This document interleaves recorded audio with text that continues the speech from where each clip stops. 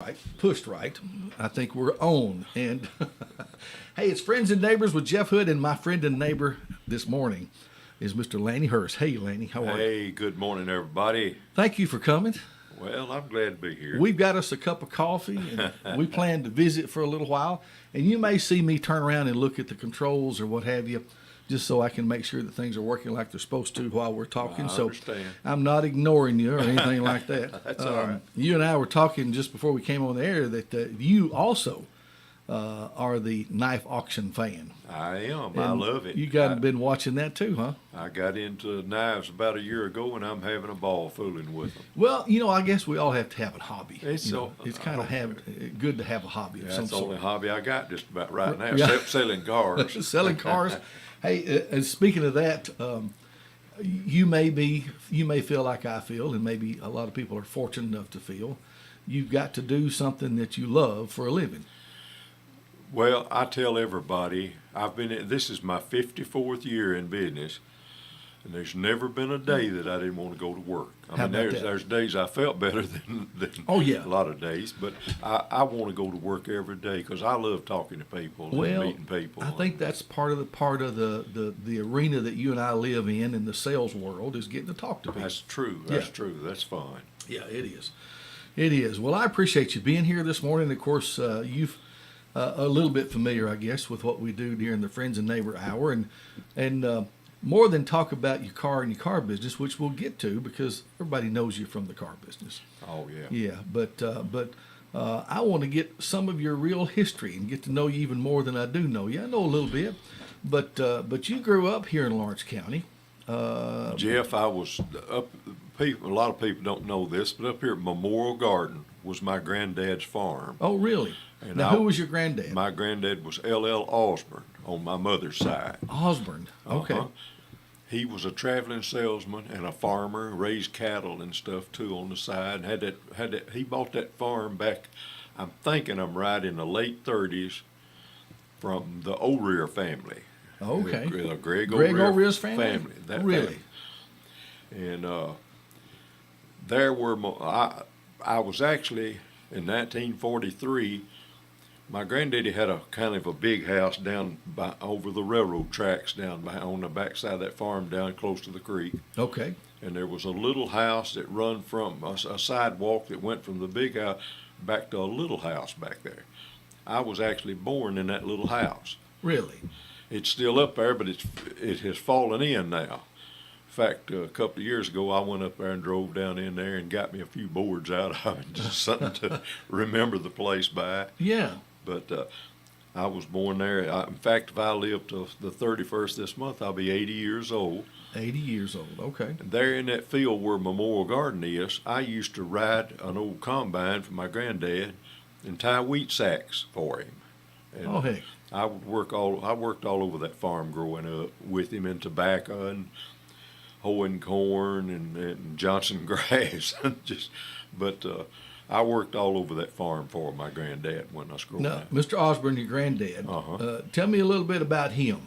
He was a traveling salesman. He worked to Mississippi, Alabama, and Tennessee. What did he sell? He would sell dry goods he would go into stores. He would sell them 2 dozen, or he'd sell them 6 dozen pairs of socks. I mean, he would order them for him. He would take orders for these dry goods stores. Okay. So many pairs of bloomers and things. I used to have the book where he took orders and stuff. I Oh, gave it to wow. That Mom. would have been I interesting. know it, but he farmed too on the side. He was one of the first men in Lawrence County. Him and Stan Tennant's granddaddy and Mr. Foster Locke, the lawyer, Okay. had registered Black Angus cattle. Really? Yeah, my granddad would have a sale every so many years and sell Black Angus cattle. Oh, wow. He Well, that's pretty neat. Now, so the farm was up there before Memorial Gardens. oh yeah. And so what years would have that been? You said. Okay, he sold that land in probably the mid 50s. I want to think it was around 55, 56. I know I was old enough to ride a combine, tie wheat sacks before he sold it. Okay. All right. And It had to be in the mid-50s when the Neil Funeral Home and all bought that field from me. Okay. So this was your mom's Mom's dad. And what was your mom's name? Ruth Evelyn. Ruth Evelyn. Uh-huh. And she must have fell in love with somebody. She did. My dad was from St. Joe.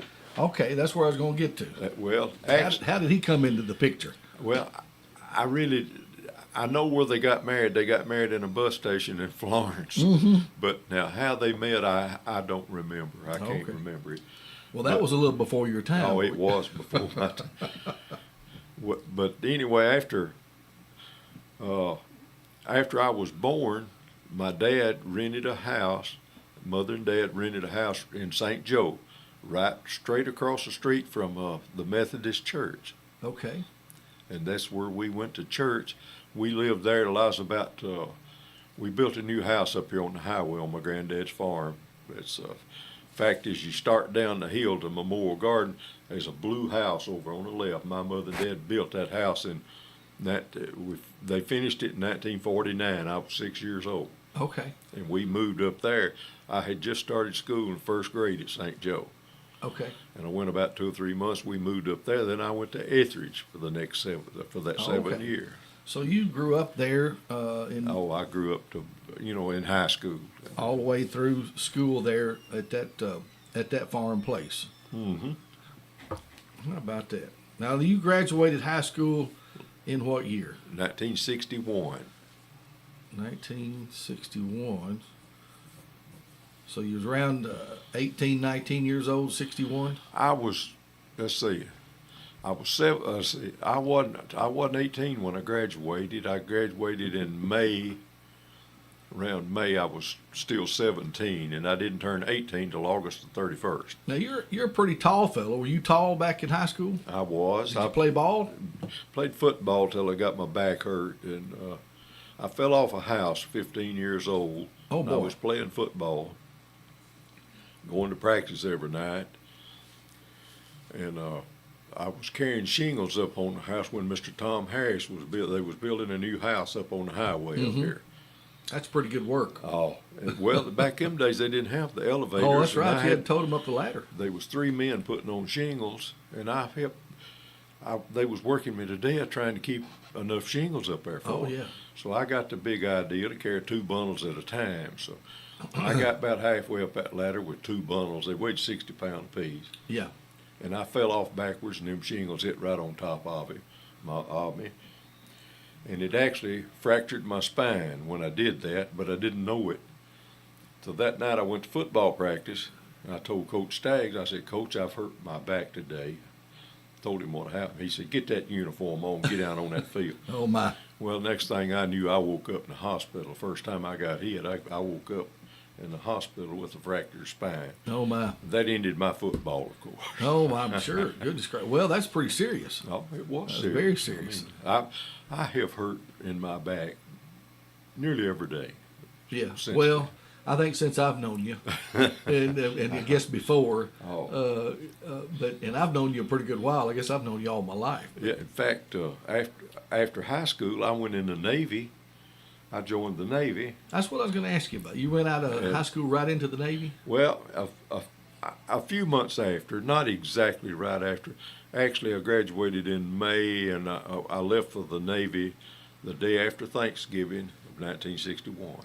Wow. Okay. And my friend Ronnie Thigpen and I joined together, and there was some more boys from here in Lawrenceburg. Jack Ingram, Mike Sink, Roger Smith, and in boot camp, they was about 5 or 6 of us from Lawrenceburg in boot camp in San Diego. Were they drafting, or was this y'all just They were drafting, but we all volunteered. y'all just volunteered? I knew I was going to get drafted probably, so I just volunteered and went on in the Navy. Yeah. It's been so long, so many generations now, that have never known anything about the draft whatsoever. Mm-hmm. And it would probably turn this nation on its ear upside down if they decided to reinstate the draft. Hey, it would. But I want to tell you something. That to me, that wasn't a bad thing. I mean, it made men of a lot of boys. Mm-hmm. I mean, I went in there. I thought it kind of as a boy, young, 18 years old, just turned 18. Right. Went in there, and they worked us. And in fact, while I was in there, they was going to send me home on a medical discharge on account of my back that I'd hurt. Yeah. And Ronnie Thigpen, my friend, he said, "No, you're not going home. You're going to stay right here with me. You've talked me into joining the Navy with you, and you're going to work it out." Yeah. So I went back and told him, I said, "I'm going to stick it out." And I did. I stayed 4.5 years. Yeah. Supposed to be 4 years, but we got extended 6 months on account of Vietnam. Yeah. And, I was going to say, when at 61, were we actually in Vietnam yet at 61? It hadn't really started yet, but no, it was. It was getting fired up, Yeah. kind of, and on up in the mid-'60s. Then it got. Yeah. In fact, it was still going strong when they let us out. Yeah. We got out in '66, and it was going strong then. Yeah. It was a terrible time in our history, really. It was it- upheaval in the 60s. The 60s, all the time. other generation of the 60s was a different time. It was terrible during that time. So you went through growing up in the country, and then seeing the world as a Navy man. That's right. On the ship I was on, I was on an old LSD for 40-something months. I Now guess. tell me what an LSD is. That's a LSD is a landing ship dock. It's an amphibious ship. Okay. We carried Marines, of course, sailor. We carried Marines, and we would.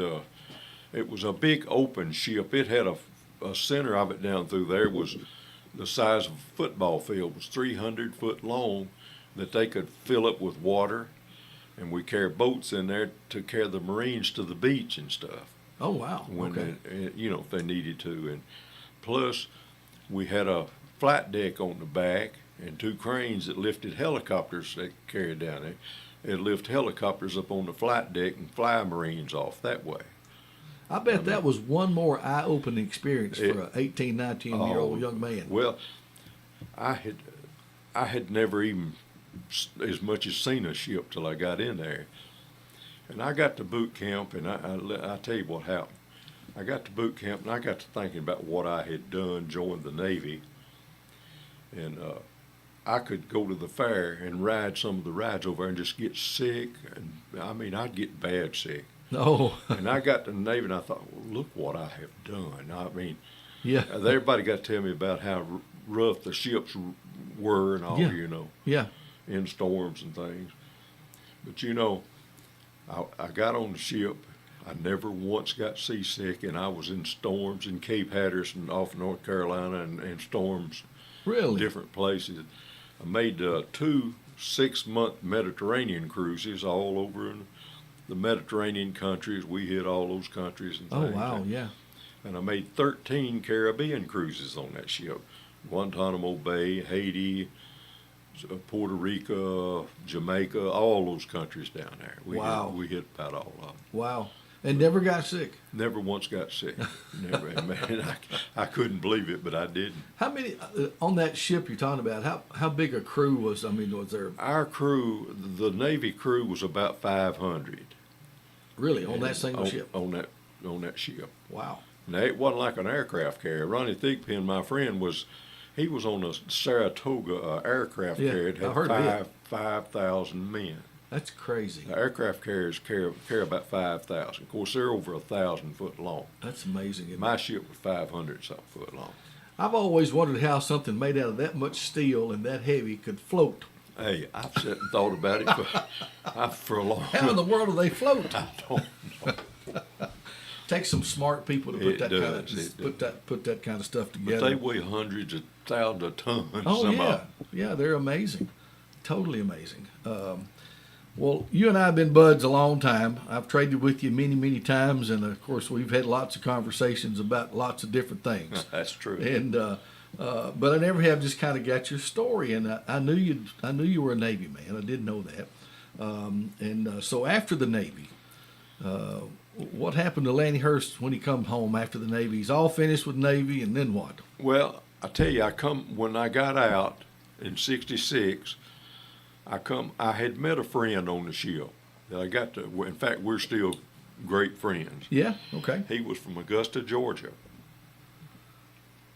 And on weekends, a lot of times, we would go, when we was in port in Little Creek, Virginia, we would, on weekends, we would go down to his family and his house in Augusta, Georgia. Yep. And I just loved Augusta. I don't know why. And I thought when I get out of the Navy, that's where I'm going to live. I'm going back to Augusta. Really? Well, I come home and stayed a little while, and I met Shelby, and that ended it. I didn't want to go nowhere else, so I've been here ever since. Well, so I was gonna get to that at some point that you met Miss Shelby, That's true. and the world began to change again. It changed for completely. Lanny Hurst and for her. And I'm so glad I did. Just, I mean, be honest with you. Well, let's talk about her for just a minute. Great person. Of course, I've known her, I guess, pretty much as long as I've known you. We've been married 56 years. 56 years. So who is she, and where did she come from? She came from right here in Lawrenceburg. She was Shelby Willis. Okay. Herman Duncan's wife and her sisters. I did know that. Jane Hanson's a sister. Yvonne Turnbow's a sister. Then they had one brother, little Choo Choo Willis. Okay. Now, am I thinking right? Was there a Willis Photography here at one time? It was a different set. Different set. It Okay. Wasn't Ken. That name just come That's up in right. my head. Harry and Wiley Willis. Okay. Well, good deal. So somehow or another she agreed to marry you. Oh, yeah. How much persuasion did that take, buddy? Well, I can't remember the exact details, but I know I think we were both ready to get married, and it just happened, you know, and it's the best things that ever happened to me. Well, for those of us that can say that, we're lucky men. You know, hey, You know that? I thank God every day. Every day. Every day. What a great, and of course, a lot of people couldn't do what you and her have done. Y'all have worked together too. We have, and now that can get, be honest with you, that can get hairy sometimes. I'm sure. But we've always, I tell you something that we've been doing for a lot of years now, and I think it helps us. Our preacher, Brother Billy Bill, preached a sermon one Sunday I'll never forget about families getting into it with each other and all. He preached a sermon about just drop it and go on. So Yeah. Shelby and I, if we ever get to arguing a little bit, we'll just say drop it and let it go, and just be done with it. Yeah. That's good if you can. If you can, that's true. That's good if you Sometimes it's hard. Yeah, sometimes it's hard. Well, that's a good deal. So what year did you guys get married? Do you remember? 1967. I had to wait till she graduated from high school. Oh, okay. All She right. graduated in '67, and we got married not long after that. Very good. Now, so what were you doing trying to make a living? At that time, let me think. I was working I was working at a parts house. I was working at Knox Auto Parts. Okay. Jim Walls run it, one of the best fellows I ever worked for. And me and Shorty Fields and Red Clayton, and it was a great job. I mean, just Yeah. wasn't a lot of money in it, but it was a good job. And then I worked around, we got married. Then I went to work for Gobble and Massey Dodge up at where the Coleman Church is now. You know, in that corner, they tore it down. And I think I remember people telling. I never did know that, but it's always been the That's church right. since I know. But I remember people telling there was a car dealership. there was a Dodge, Chrysler, Plymouth dealership and International Trucks.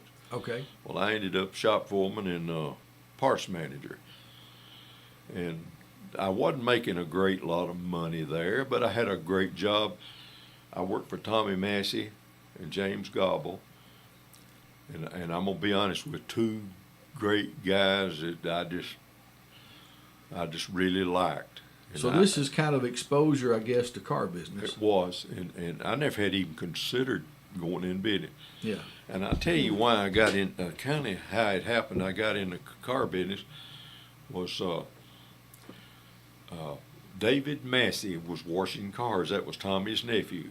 Okay. David was washing cars there. Well, David the masses were natural traders and natural car people, just to be honest with you. So David and I got to buying some old $50 cars, and we'd clean them up and carry them to a sale down at Leeton, Alabama. Now, hang on just a minute. A $50 car. We bought a lot of $50. A $50 car. That's true. That's so far off the map of where we are today that it's not even funny. And I can tell you a great story about a $50 car. Okay. When I first went in business, of course, I didn't have a lot of money or anything. Yeah. And I bought an old Buick one time for $50 is what I paid for it. Yeah. You could buy $50 cars back in them That's days. amazing. Well, I bought this old $50 Buick, and this was in about 1971 or 71, I guess, something like that. No, it was 70. It wasn't. It was 73, 72 or 3. Because Shelby, I told Shelby, I said, Shelby, drive that car. Of course, I don't think she realized I paid $50 for it. And I had just bought me a bass boat, not a used one. I bought a used one. It wasn't expensive. Yeah. So one Friday afternoon, she got downtown. Our girls were just babies. Yeah. She got downtown in front of Parks and Belt, and she called up the lot. She said, please, if you can afford yourself a bass boat, please get me a car at least start. She said, I'm sitting here in front of Parks and Belt, my car won't start. I said, well, I had a washbowl. I said, go down and jump Shelby off. And of course, I had some people in the office, and I was just being smart. I said, Shelby, I had her on the phone. I said, when he gets it started, you just go up to Chevrolet Place, pick you out a new car, and I'll pay for it. Well, I was just being smart in front of a bunch of people. That's what I was doing. Well, she went. Next thing I knew, there come Red Maddox with a new Monte Carlo, pretty red Monte Carlo, come down there. He said, your wife said you would pay for this. I said, why? I ain't paying for that. I said, I was just going on with her. Anyway, well, he said, well, she said you're ready. We got it ready for you. Oh, how about that? So I did. I paid for the car. 73 Monte Carlo, and it was a beautiful car. Yeah. About 2 weeks after that, one Saturday, a lady from out at County Line, I never will forget her, she come in. She said, I wished you could find me a almost new Monte Carlo. I said, I know where there is one. Uh-oh. And Shelby was down there at Mother's. So I called in. I said, Shelby, I'm going to send the boys down there to get your car, and we'll clean it up good for you. Oh, no, Landy, you didn't. They brought it up there, and I sold it to that lady. Then I carried some old car back down there for her to drive, and she said, I can't believe you've done this. So she went up. I said, well, just go up and pick you out another new one. And she did. We got a black Caprice that time, 73 Caprice. And she's had something nice to drive ever since. Well, yeah. So when you got started, you were buying these $50 cars. I was. I mean. And now, that would have been about what years when you got started doing that? Well, let me tell you, I opened my lot January the 2nd of 1970. January the 1st now, New Year's Day, I need to back up here and tell you how I got fooling with, really got selling cars. Yeah, that's what I kind of want to get to. That's David Massey and I were standing in front of the little desk out in the shop down at Gobble Massey one day. Jimmy Kelly had Kelly Marston Motors. I remember Jimmy. Up at where Pizza Hut, yeah. the old Pizza Hut. I know where they are. He called down there wanting to hire David as a salesman. David was talking to him. He said, Jimmy, I don't want no job. He said, Lanny's standing here. He might want a job. So he handed me the phone. Jimmy Kelly said, would you consider selling cars? I said, well, I might. And I wasn't making a great lot of money, $100 and something a week, I think, I was making. Yeah. Which wasn't bad back in them days. And he said, come talk to me. So I did. I went up there that afternoon after we closed. I went up and talked to him, and he hired me. The first week I worked, I made $400 and something, and I said, look at here. What I went from $100 and something a week to $400 and something. Oh, my goodness, yeah. And I was fired up, and I sold cars, and I did good. I worked for him for 2 or 3 months, and I thought, man, I love this. So I'm just going to try to getting business for myself. So Brewer Marston Ford, excuse me, was in business. I went to them and talked to them about going in business, and they said, we'll be partners with you. I said, okay. So I went to my daddy. I said, Daddy, I don't need much, but I need a little bit of money. So he helped me get a few $1,000s, not a lot. Yeah. And I went back and I told him, I said, we're going in business. So I told Jimmy Kelly, I said, Jimmy, I'm going in business for myself. And he said, well, I knew you would eventually. But because I just loved it. I mean, I loved every minute of it. That's good. I can remember Jimmy was good to me. Yeah. He would put $500 bonuses every month on so many cars, so much money that if I made this. And I was 1 month there right before I quit. I liked one car on the last day of the month having enough to make a $500 bonus. Well, I called a friend of mine about 9. I stayed on the phone that night till 9 o'clock up there. I called a friend of mine, Dan Pinkley. Yeah. I said, Dan, come up here. I said, I got a deal for you, boy. And he come up there. I said, I'll be partners with you on it. Yeah. We had a car that just needed some work. I said, let's buy this car. And I said, I believe we can make some money with it. So he agreed to it. So I sold it to him. Yeah. That got me that $500 bonus. Yes. And it just, one thing just led to another. And well, anyway, I'll go on back to, I started about November of 1969 buying cars and getting them ready to open my lot. I was going to open January the 1st. Yeah. I bought them, and I had them spit shined in my backyard Shelby and I lived on East Heights. Yeah. I had a backyard full of cars, and the prettiest cars to me that I've ever had since I started. Really? I had them shined up. I think some of them I waxed 2 or 3 times. I was so fired up. Anyway, January the 1st, I moved all my cars on the lot. I started down there where Brewer boys are now. Okay. Yeah, I know what you're talking about. I was there, and I moved all the cars on that. At that time, it was a 2-lane road, and they was just a pull-off right in front of it. They didn't, it just had a shoulder where everybody could pull off and look at them. And, yeah. Well, I put all them cars on there, and I went back home, watched football on New Year's Day like everybody did. Yeah. Well, January the 2nd, I opened up.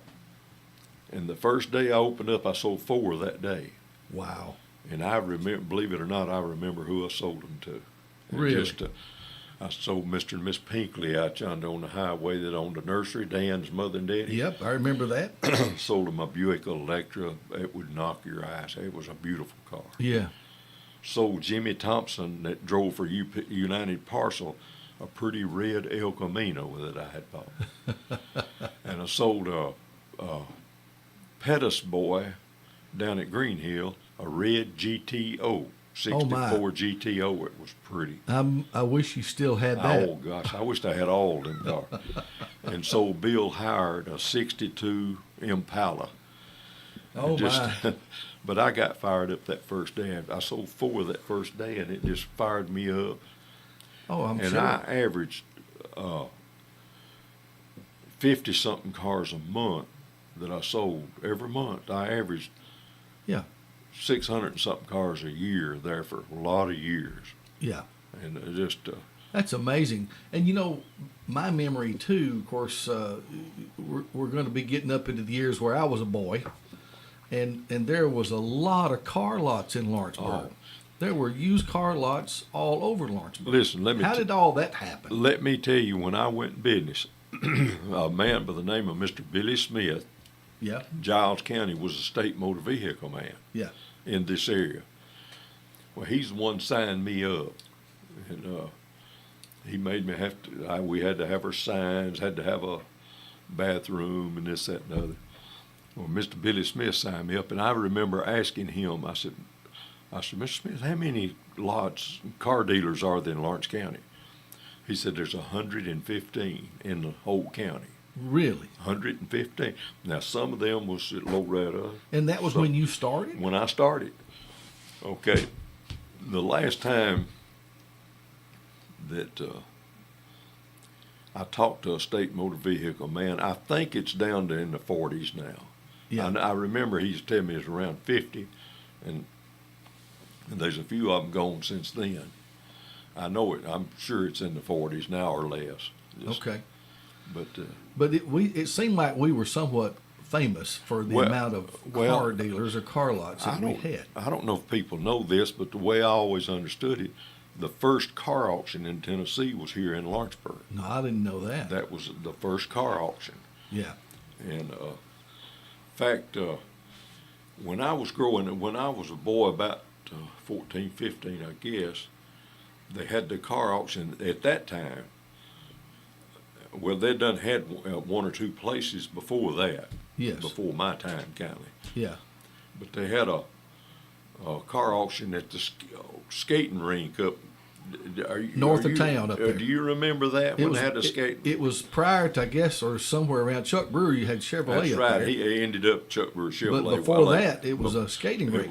It was a restaurant and a skating rink. I remember that. Well, in the back where the skating rink was, they had a car auction. Well, my great uncle Chester Camel ran that skate rink at one time. Do you remember Chester? I knew Chester. That was my grandmother's brother. I thought the world of Chester. Yeah, and I remember getting to skate on that rink when I was just a boy. I was little. But go ahead. But when that car auction was going on, Bud Abbott hired me to run a firecracker stand for him out in front of the restaurant on the corner down there. I run a firecracker stand for him, about 14, 15 years old. But Lawrence County at one time was known for the car dealer. Everybody came from Florence, Pulaski, Columbia, everywhere to Lawrenceburg to trade cars. That's it was amazing. the car center of the world, of Tennessee. Seems like it, yeah. You know, that's true. Then later on in the 80s, 90s, all of them started going in everywhere. Pulaski and Columbia. Who were some of your y'all were friends, buddies, and competitors? You mentioned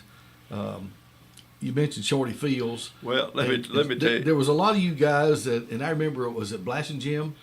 Gwen Blassingame. He worked for me there for a while.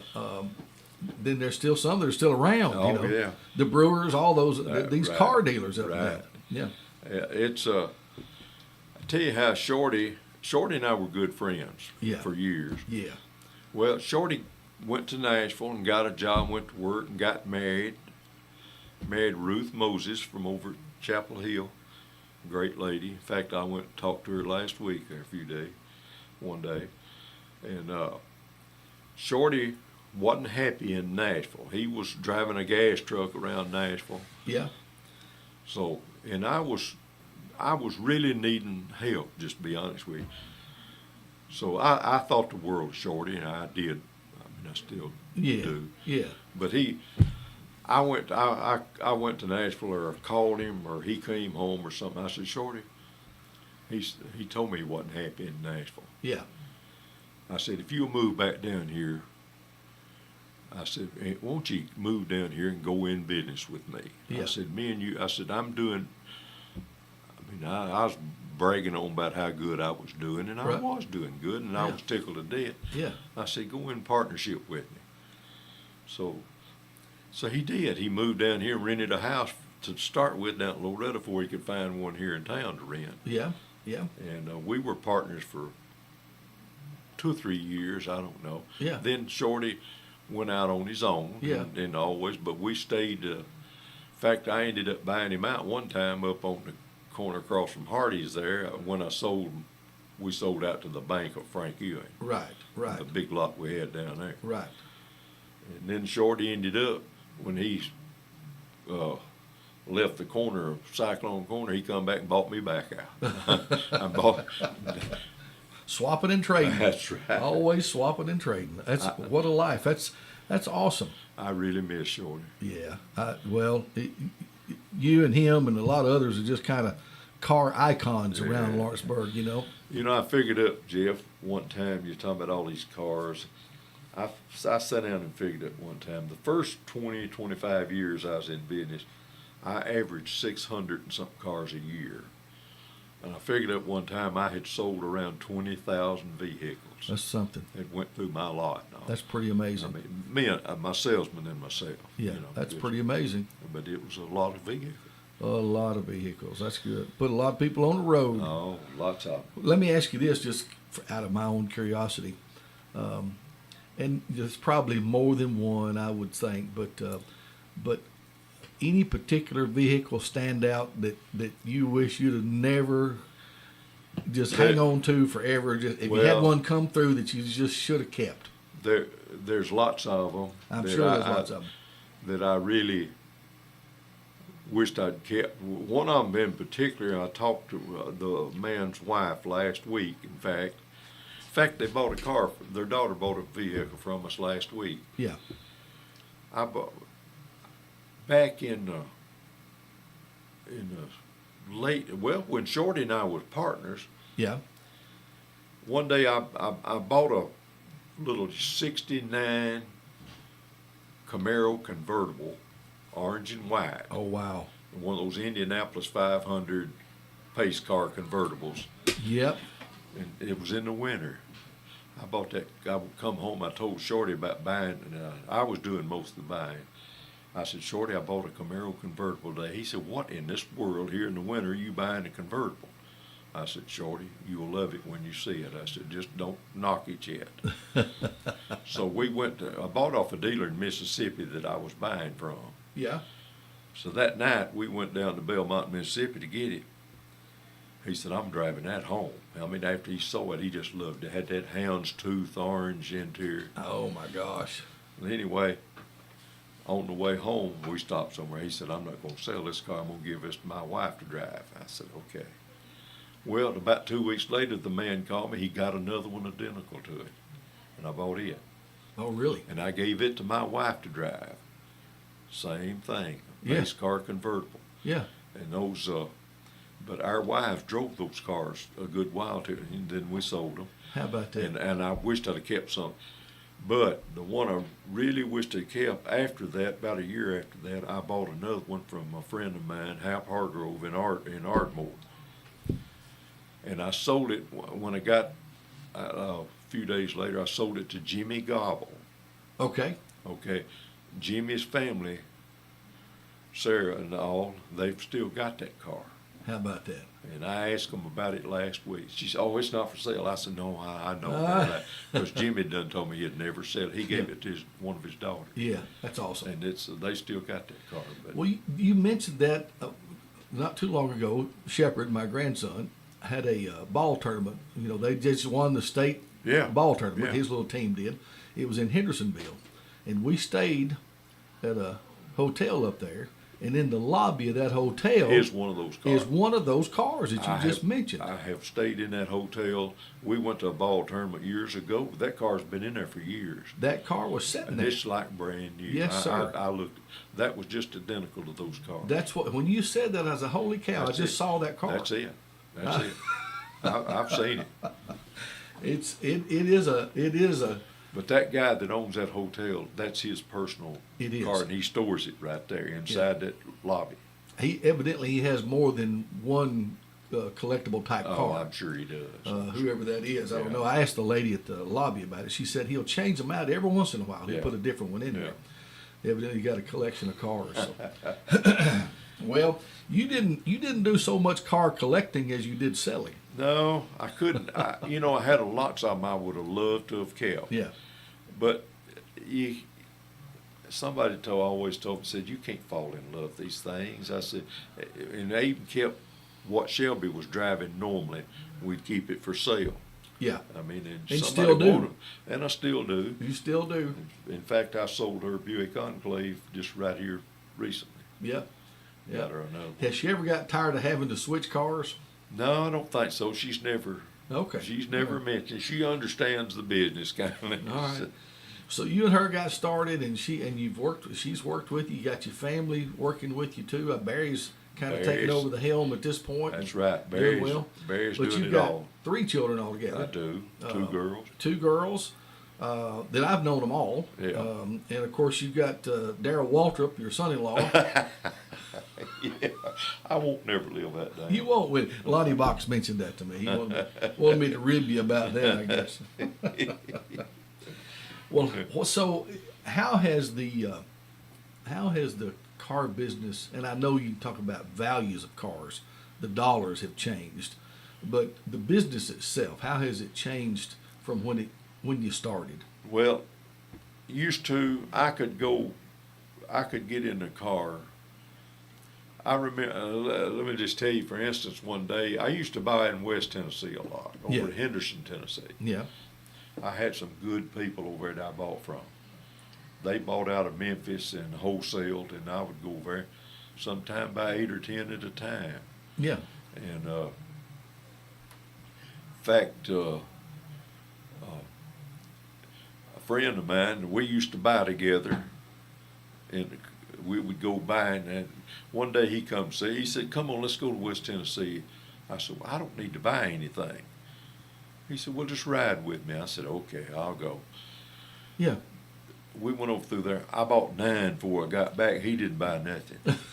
He said, "I'm glad you didn't need anything." but you was talking about how it's changed.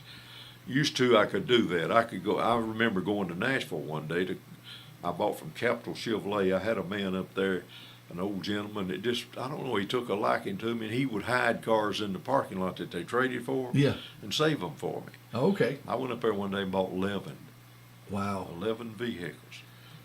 But now, see, that same way we bought back in 20, 30 years ago, you can't do it no more. They will not wholesale. They won't wholesale anything. The auctions come and pick them up and carry them to the auction for them if they want to wholesale them. Okay. You got to go through an auction now. We can't go through dealers no more. I was going to say, I remember, excuse me, just in times past talking with you, that was the way you got a lot of your vehicles was through the dealerships. That's right. But that doesn't happen anymore. That don't. You can't do that anymore. They all go through the auction. Let me tell you what's happening nowadays. I don't like it, but it's happened. Yeah. Barry's doing the buying. Yeah. And he's having to buy online mostly. Yes. Okay. Other day, we had a car sitting in Virginia. He had bought 2 in Atlanta. He bought 1 in Memphis and 1 in Nashville all that same week. Okay.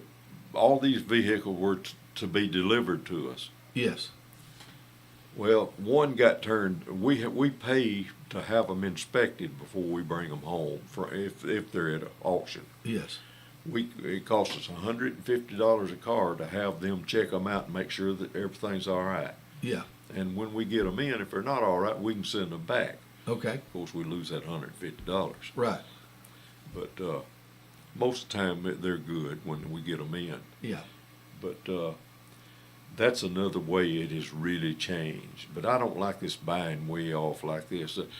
We bought one over at Knoxville about a month ago. It sat there for 3 weeks and never was delivered. We paid a delivery fee to get it brought to us. Well, we ended up having to go after it and get it. Well, it takes the relationship building out of it because you had relationships with these dealers.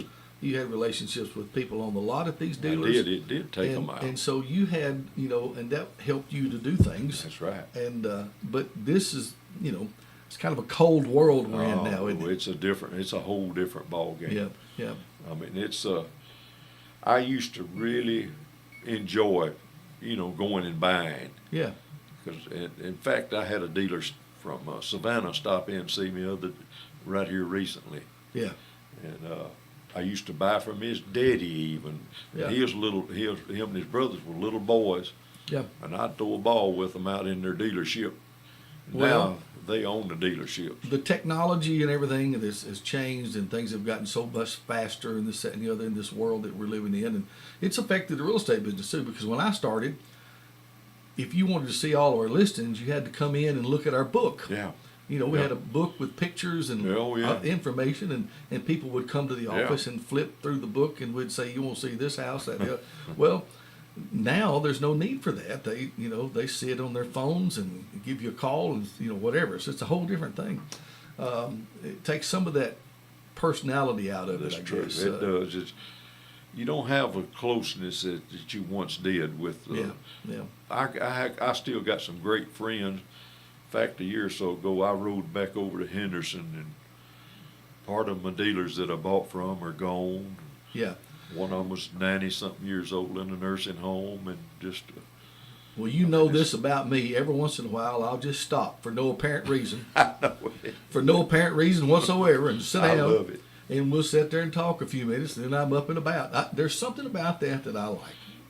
And you know, a lot of people do that, and I love for them to come in because I love to talk to Yeah. people. I mean, I just. Yeah. Well, speaking of that, if you're listening out there and you've got something you'd like to share with Lanny or a story or this, that, and the other, the phone lines are open, 766-9393. I know a lot of folks have traded with you over the years and locally. So let's see if somebody wants to talk to us. Okay. Let's see if somebody wants to talk to us. Hey, good morning. How are you? Yeah, Jeff. Lanny, I wanted to ask you about your slogan. You know, I love that. Get a great deal every day. Did Ronnie Allen come up with that, or you, or what? No, Ronnie Allen and James Allen Whitehead. James Allen was with Ronnie on the radio there for a while. They came up with that, and that they sung a little tune. James Allen wrote that, and that's where all that started. Yeah, Really? that's right. You're right. I was just thinking that's really catchy, but the catchiest I think used car slogan that I remember was you remember it pays to deal with Bob Bays. I do remember that. In fact, when I was young, I traded with Bob Bays. Bob Bays, to me, could tell you something, and it was to be that way. That's right. That's right. Well, thanks for sharing that with us. Yeah, you're welcome. All right, good deal. If someone else wants to get in, the phone number 766-9393. That's pretty cool. Yeah, I have threatened, and we ain't done it yet, but I want to record that song Oh, so we can get that done. And good morning. How are you? Doing good. I just want to tell Lanny that my husband traded cars and trucks with him many a time. You know Miss Ann Davis? yes. Poochie. I knew Poochie well. Good guy. Okay. This is his old ugly wife. Well, hey, I remember. Hey, I thank you for bringing my wife in quart jars here a while back. Well, a good deed, but a good deed. So, I'm driving a Ford Fusion right now. I remember it. I remember that car. And I'm still looking for me a little Ford Ranger. If you can ever find a little one. I'm going to put it on my list as soon as I get back to the lot. But, hey, little trucks are hard to get a hold of. I know they are, and see, my husband had one, and I wrecked it. And, Well, I'll be dog. and I've regretted that so many times because he loved that little truck. Well, look, I'll try to find you one. Thank you, Miss Annie.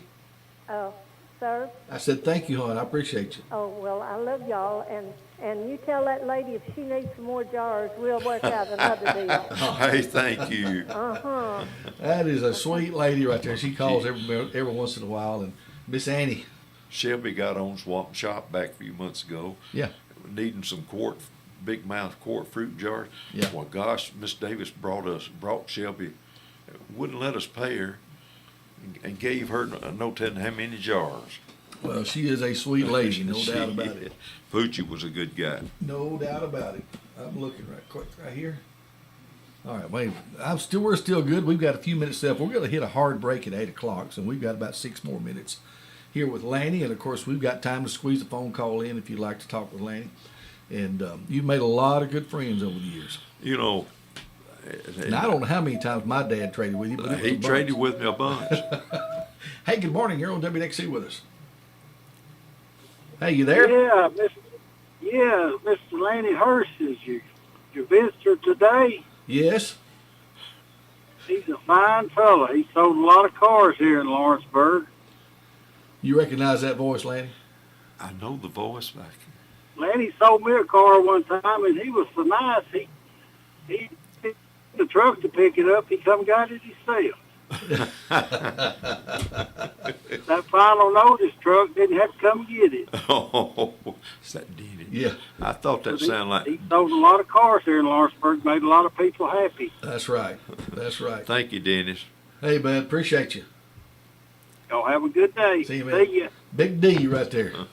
Yeah. Let me tell you before we go a Yes. little story about your dad. Oh, Lord. I think okay. I may have told you this one time before. Okay. One Friday afternoon, I had a lobby full. We were still down where the Bank of Frankie and what. Your dad was in there, and this lady come in that worked at Murray. She come in and got to talking, and your dad had just won the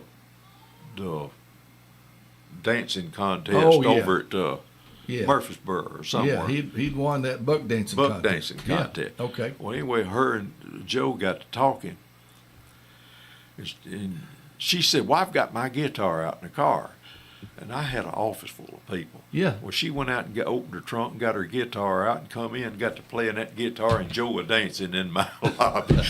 I mean, you wouldn't have believed. I mean, Oh, I would believe it.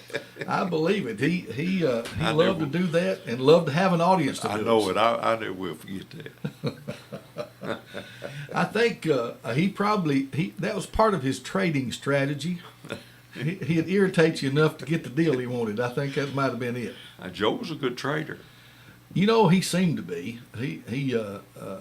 I never was a good trader on cars. I'll tell you another little story about him.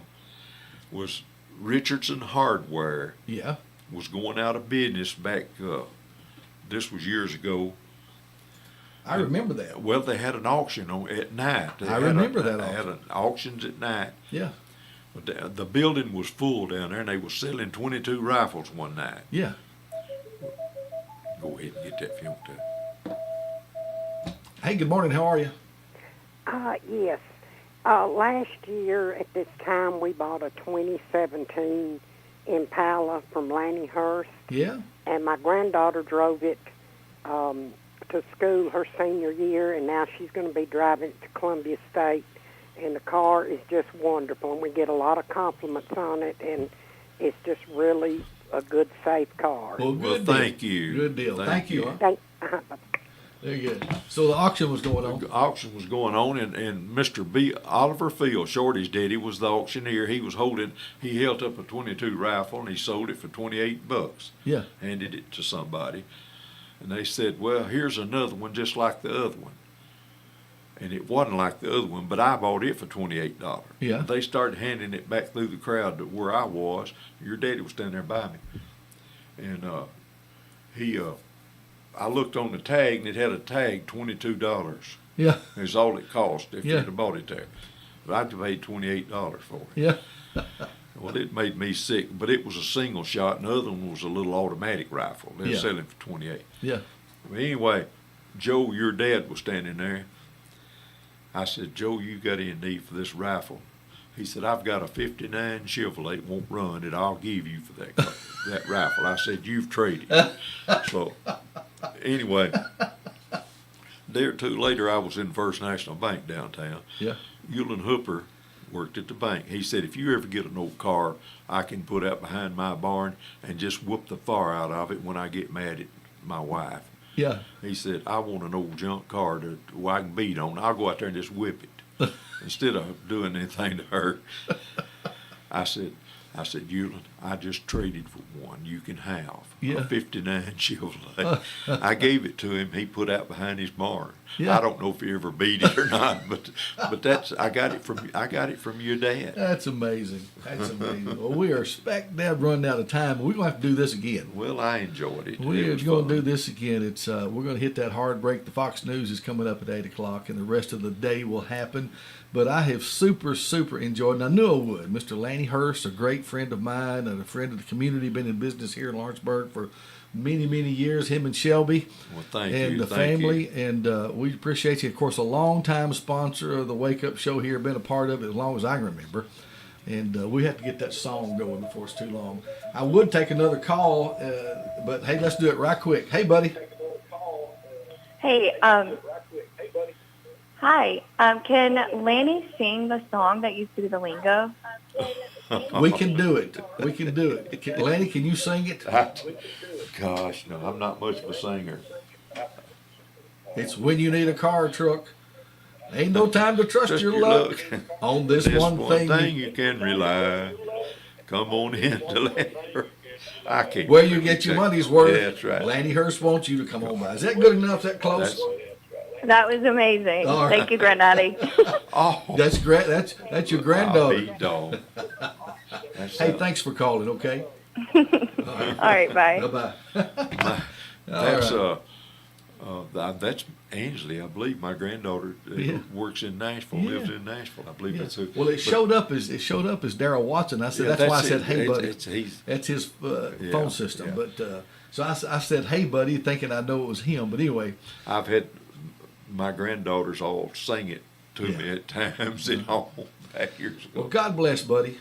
I'll see you again Jeff, soon. I've Okay. enjoyed it. Hey, thank all you people out there. All right. Has been killed in Germany, but not in combat. The U.S. military says an Army soldier was in an armored vehicle when it was hit by a semi-truck. The member of the 2nd Cavalry Regiment was treated by civilian medics before being taken to a local hospital where he was pronounced dead. The Army says no other soldiers were injured. Fox's Ryan Schmelz, a win in